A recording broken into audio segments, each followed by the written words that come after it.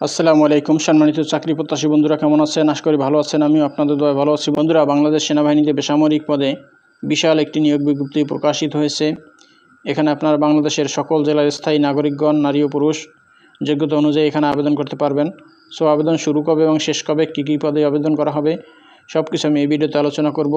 তো বন্ধুরা, আপনি যদি আমার চ্যানেলে নতুন দর্শক হয়ে থাকেন তাহলে আমার চ্যানেলটি সাবস্ক্রাইব করে দিন। আর যারা অলরেডি সাবস্ক্রাইব করেছেন তাদেরকে অসংখ্য ধন্যবাদ। তো বন্ধুরা, চলে আসি এবার মূল আলোচনায়। বন্ধুরা, এখানে অসংখ্য লোক নিয়োগ করা হবে। সবগুলো আলাদা আলাদাভাবে আলোচনা করলে ভিডিওটি অনেক বড় হয়ে যাবে, তাই আমি সংক্ষেপে আলোচনা করছি এবং ভিডিওর শেষ দিকে থাকবে কিভাবে আপনারা ফর্মটি পূরণ করবেন সে সম্বন্ধে বিস্তারিত। তো বন্ধুরা, ভিডিওটি স্কিপ না করে শেষ পর্যন্ত দেখবেন। এখানে বন্ধুরা, এই সার্কুলারটি 41 পৃষ্ঠার একটি সার্কুলার। বুঝতেই পারছেন কত বড় সার্কুলারটি। আপনারা সার্কুলারটি ডাউনলোড করে নেবেন। সার্কুলারের শেষ দিকে আছে আবেদন ফর্ম, সেই আবেদন ফর্মটি পূরণ করবেন। বন্ধুরা, এখানে আবেদন করতে প্রার্থীর বয়স 1 জানুয়ারি 2025 তারিখে 18 থেকে 32 বছরের মধ্যে হতে হবে। আবেদন ফি 200 টাকা। এই 200 টাকা পে অর্ডার অথবা ব্যাংক ড্রাফটের মাধ্যমে প্রেরণ করতে হবে। এখানে আবেদন করা যাবে 30 সেপ্টেম্বর 2025 তারিখ পর্যন্ত। আমি কিভাবে আপনারা আবেদন ফর্মটি পূরণ করবেন সেই সম্বন্ধে প্রথমে আলোচনা করছি। এটাই হচ্ছে আবেদন ফর্ম। এই ফর্মটা আপনারা পূরণ করবেন। এখানে লিখবেন বরাবর তো লেখাই আছে। এই খালি ঘরে আপনারা ঠিকানা লিখবেন। ঠিকানা প্রতিটা পদের ডান দিকে ঠিকানা লেখা আছে, আপনারা সেই ঠিকানায় আবেদন করবেন। যেমন ধরেন এখানে এই নিরাপত্তা প্রহরী 29 নম্বর আছে নিরাপত্তা প্রহরী। এই পদে 2 জন লোক নিয়োগ করা হবে। এই পদে আপনার আবেদন করার জন্য এই ঠিকানাটি ব্যবহার করবেন। যেমন অধিনায়ক CMH বরিশাল সেনানিবাস বরিশাল 8280। এটা হচ্ছে ঠিকানা। প্রতিটা পদের আলাদা আলাদা ঠিকানা। এটা হচ্ছে cantonment army aviation maintenance workshop, Dhaka সেনানিবাস। এখানে সম্ভবত বাংলাদেশের সব সেনানিবাসী লোক নিয়োগ করা হবে। এই সবগুলো একসাথেই এই সার্কুলারে প্রকাশিত হয়েছে। তাই আপনারা এখানে ঠিকানা লিখবেন। এরপর পদের নাম, আপনি কোন পদে আবেদন করতে চান সেই পদের নামটা এখানে লিখবেন। এরপরে বিজ্ঞপ্তির নাম্বারটা এখানে লিখবেন। বিজ্ঞপ্তির নাম্বার লেখার পরে এখানে কত তারিখে বিজ্ঞপ্তিটি প্রকাশিত হয়েছে সেই তারিখটা এখানে লিখবেন।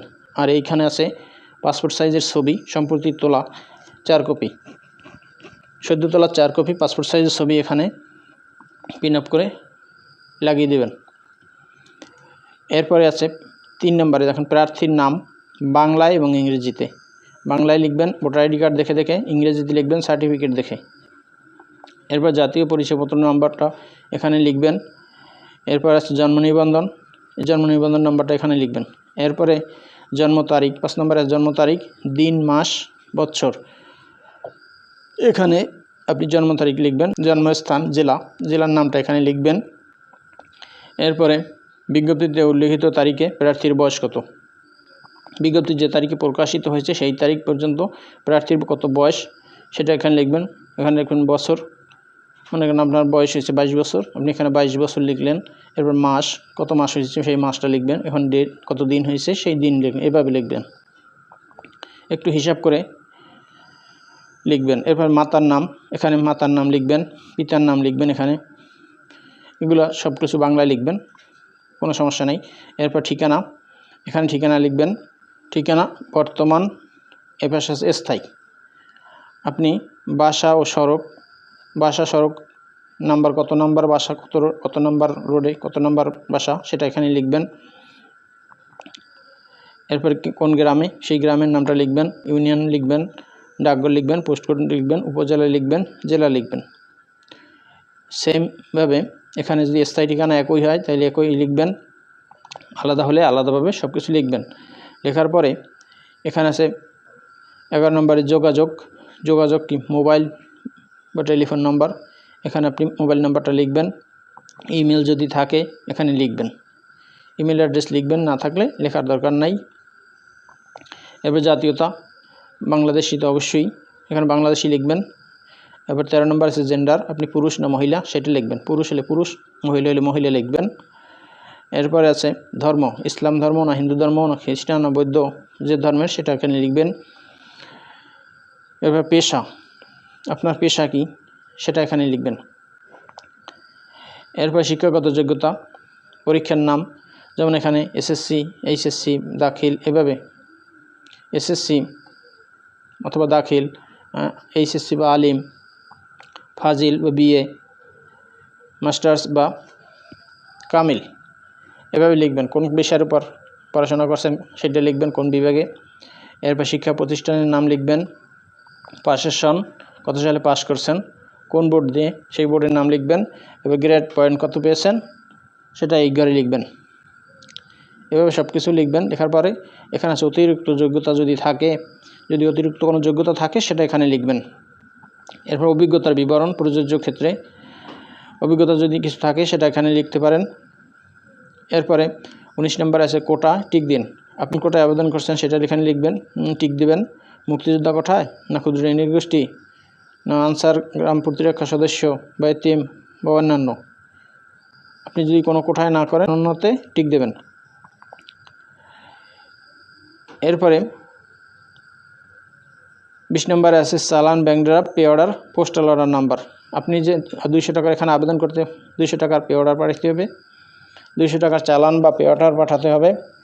সেই চালানের নাম্বারটা এখানে লিখবেন, কত তারিখে আপনি চালান কাটছেন সেই তারিখটাও এখানে লিখবেন। এখানে দিন, মাস, বছর সব কিছু এখানে দেওয়া আছে সিস্টেম করা, এই সিস্টেমে লিখবেন। এরপর আছে কোন ব্যাংকের মাধ্যমে আপনি চালান ফর্ম কাটছেন সেই ব্যাংকের নাম লিখবেন,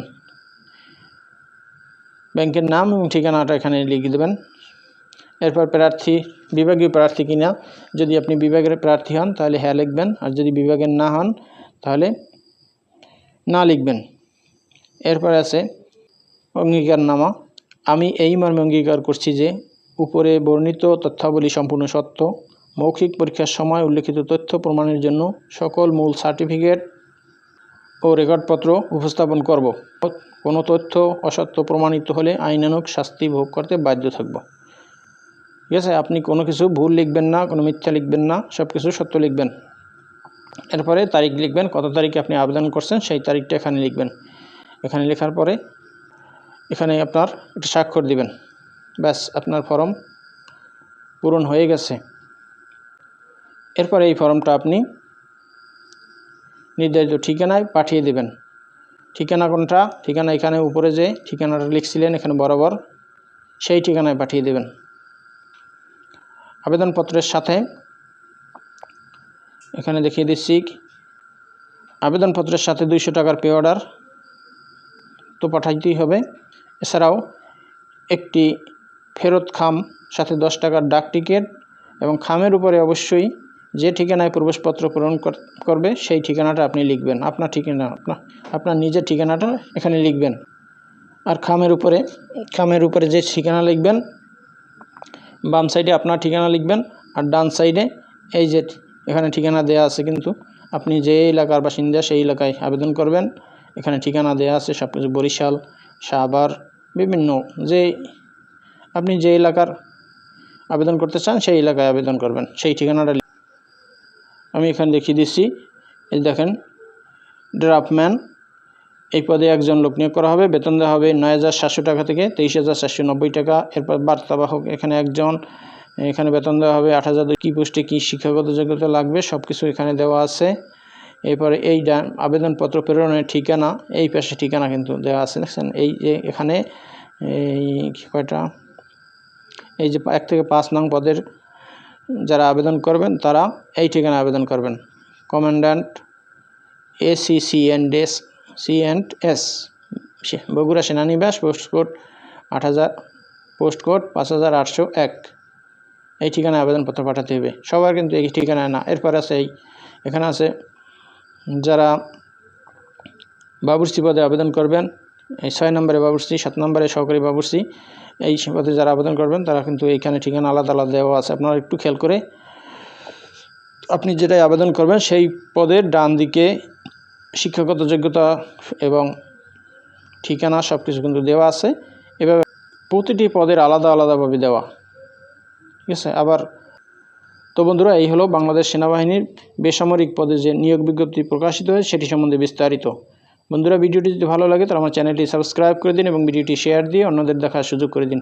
তো ভালো থাকুন, সুস্থ থাকুন, আবার কথা হবে নতুন কোনো ভিডিওতে। সে পর্যন্ত শুভকামনা রইল। আসসালামু আলাইকুম।